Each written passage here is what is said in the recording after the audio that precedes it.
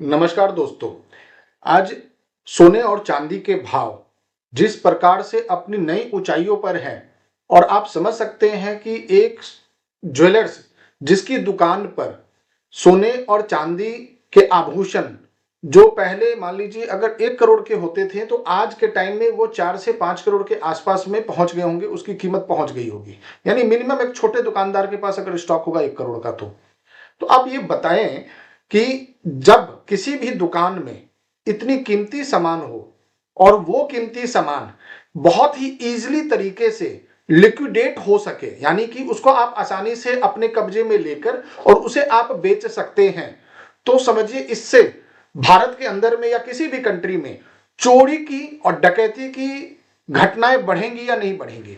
मेरा जो ये वीडियो है, ये वीडियो आज के टाइम में जो एक नया इशू चल रहा है कि AIJGF, जिसका कि मैं एक पैनल एडवोकेट हूं, उसने एक अध्यादेश यानी SOP लागू किया, एक सर्कुलर दिया उन्होंने बिहार के अंदर में कि अपराध को रोकने के लिए और पुलिस और प्रशासन को सहयोग देने के लिए उनको एक सर्कुलर लाना पड़ा कि कोई भी व्यक्ति दुकान के अंदर, ध्यान से सुनिएगा, कोई भी व्यक्ति दुकान के अंदर अपनी पहचान छुपाकर नहीं आएगा। मतलब उसका चेहरा छुपा होना नहीं चाहिए।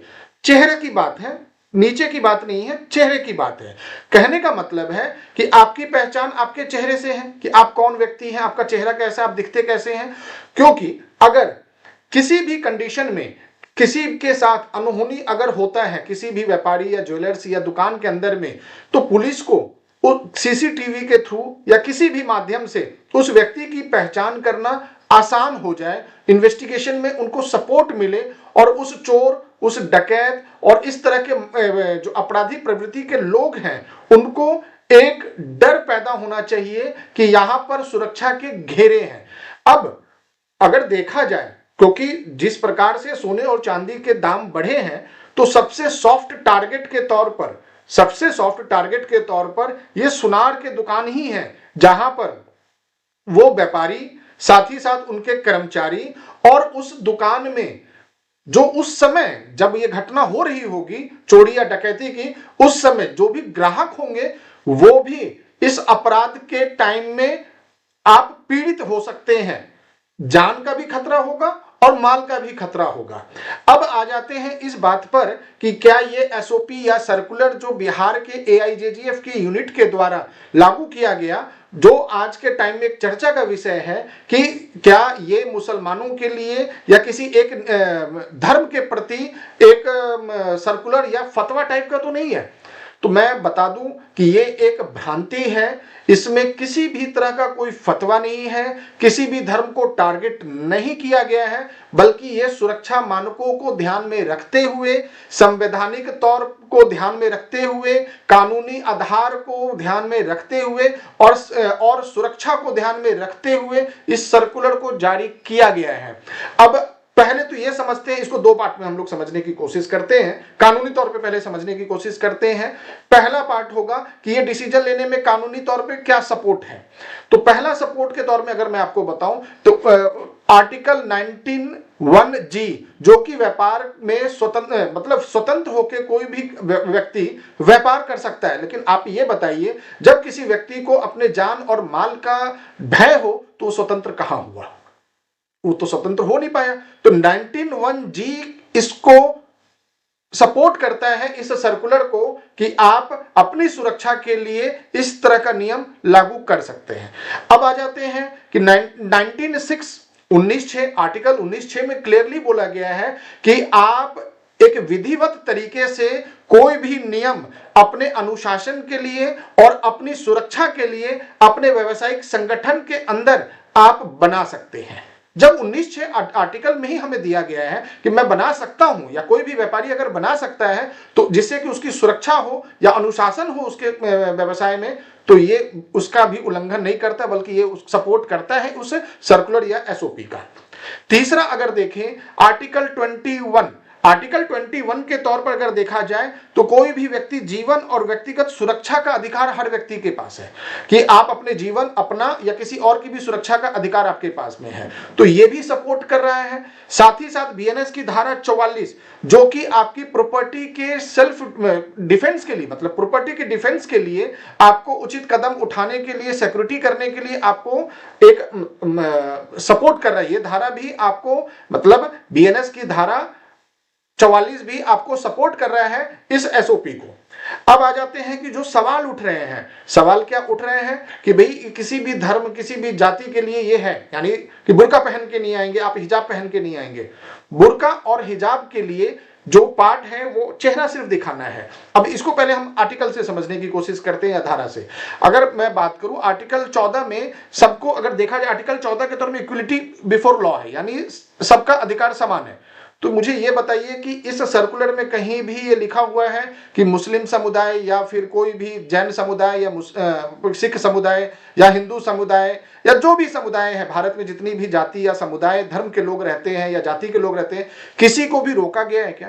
क्या ये व्यक्ति विशेष के लिए है? क्या ये धर्म विशेष के लिए है? नहीं है। ये किसके लिए है? ये सुरक्षा मानकों के आधार पर है कि कोई भी व्यक्ति में, औरत या पुरुष कोई भी हो सकता है, वो हेलमेट के साथ, रुमाल के साथ, या फिर वो दुपट्टे के साथ, या हिजाब के साथ, या वो बुर्का के साथ, मतलब ढक के ना आए। आप पहनिए, आपके पास हेलमेट होना चाहिए, आप हेलमेट लेकिन पहनेंगे नहीं।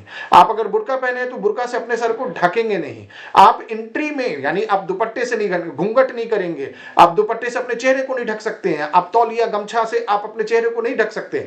कहने का मतलब पूरा का पूरा ये है कि इसमें सुरक्षा का ध्यान रखा गया है, ना कि धर्म जाति का ध्यान रखा गया है। किसी को टारगेट नहीं किया गया है और इस आधार पर जो आर्टिकल 14 है उसका उल्लंघन नहीं हो रहा है। साथ ही साथ अगर आर्टिकल 15 की बात करें जो कि एक भेदभाव का है, तो भेदभाव भी नहीं हो रहा है, क्योंकि जब यहां पर किसी धर्म, समुदाय या जाति, लिंग या जन्म स्थल के आधार पर भी, किसी भी आधार पर किसी को भी टारगेट नहीं किया गया है, केवल सुरक्षा के लिए अगर ये एसओपी बनाया गया है, तो ये आर्टिकल 15 का भी उल्लंघन नहीं करता हुआ दिख रहा है। साथ ही साथ अगर आईपीसी की 153A जो कि एक नफरत फैलाने वाला धारा है, क्या उसका उल्लंघन हो रहा है? तो नहीं, ये नफरत भी नहीं फैला रहा है। ये मैं बार बार बोल रहा हूं, ये सुरक्षा के लिए है, नफरत फैलाने के लिए नहीं है।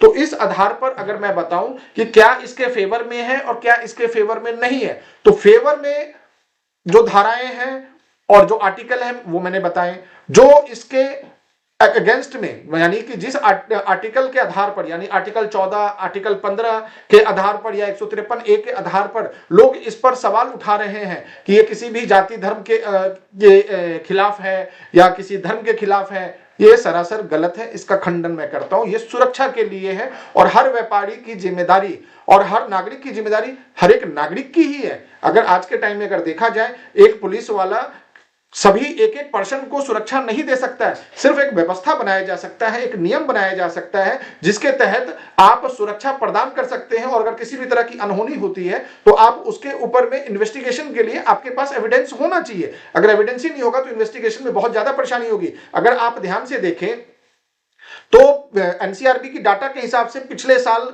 तकरीबन 9.5 लाख, मतलब पिछले टाइम में अगर देखा जाए तो 9.5 लाख से ज्यादा चोरी और डकैती के मामले हुए हैं, और वो भी संपत्ति से आधारित।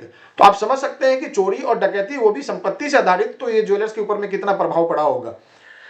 और ये एक ऐसा मामला नहीं है कि जो पहली बार हुआ है। आप अगर एयरपोर्ट पर जाएं, आप अगर आधार सेंटर पे जाएं, आप कहीं भी जाएं, मॉल में जाएं, कई मॉल में जाएं, सुरक्षा कारणों से आपको अपना चेहरा दिखाना पड़ता है, आपको स्कैन करवाना पड़ता है। साथ ही साथ कई ऐसे एग्जाम हैं, मैं आपको बता दूं, यूपीएससी लेवल के कई ऐसे एग्जाम है, चाहे वो बीपीएससी का एग्जाम हो, एमपीएससी का एग्जाम हो, यूपीएससी का एग्जाम हो, या यूपीएससी का एग्जाम है, वेस्ट बंगाल पब्लिक सर्विस कमीशन का एग्जाम है, कोई भी एग्जाम है, चाहे रेलवे का एग्जाम है, एसएससी का एग्जाम है, कोई भी महिला, कोई भी व्यक्ति किसी भी तरह की धातु को नहीं ले जा सकता है। हिंदुओं के अंदर में मंगलसूत्र का बहुत वैल्यू है, जबकि आप यूपीएससी के एग्जाम में अगर आप जाते हैं, किसी भी परीक्षार्थी से पूछिए कि यूपीएससी के एग्जाम में क्या मंगलसूत्र अलाउड है क्या, बीपीएससी के एग्जाम में क्या मंगलसूत्र अलाउड है क्या, नहीं है अलाउड।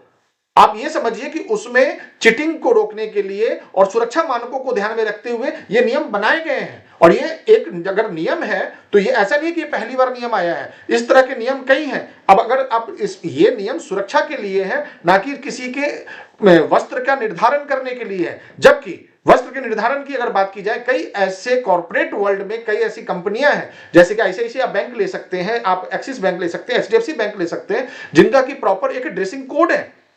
आप ड्रेसिंग कोड है, उनके ड्रेस के सेंस है। वहां आप ये नहीं बोल सकते कि नहीं जी मैं आपका जो निर्धारित किया हुआ ड्रेस है वो मैं पहन के काम नहीं करूंगी या नहीं करूंगा क्योंकि मेरे धर्म में मेरे को अलाउ नहीं करते। नहीं, ऐसा नहीं है। कई मुस्लिम भाई, कई पंजाबी भाई, कई सिख भाई, कई जैन भाई, कई हिंदू भाई वहां काम करते हैं और उनका ड्रेसिंग सेंस उन्हीं का होता है। तो ये कहीं भी ये ऐसा नहीं है कि आईजीजीएफ ने पहली बार ऐसा काम किया है या ये पहली बार ऐसा हुआ है। ये सिर्फ मुद्दे बनाए जा रहे हैं, मुद्दों से बचना चाहिए। साथ ही साथ मैं आपको एक चीज और बताऊं, क्या ज्वेलरी का बिजनेस केवल हिंदू कर रहे हैं? क्या केवल जैन कर रहे हैं? क्या सिर्फ एक धर्म या जाति के व्यक्ति करते हैं? नहीं, हर धर्म और हर जाति के लोग आज के टाइम में ज्वेलरी के बिजनेस में हैं। चाहे या तो वो व्यापारी हैं, चाहे वो कर्मचारी हैं, चाहे वो ग्राहक हैं, सुरक्षा तो सबके लिए बराबर है। अगर कोई भी कई ऐसे ज्वेलरी इंडस्ट्री या छोटे इंडस्ट्री, एआईजीजीएफ के भी कई ऐसे मेंबर हैं जिनके दुकान के अंदर में, जिनकी शॉप के अंदर में उनका एक ड्रेसिंग कोड होता है। अगर उस ड्रेसिंग कोड के तहत वो अपने आप को प्रेजेंट करते हैं, मार्केटिंग में अपने आप को अवेलेबल करते हैं, तो आपका ये क्या मतलब ये जो ड्रेसिंग देना है यानी कि ये संविधान का उल्लंघन करता है? नहीं।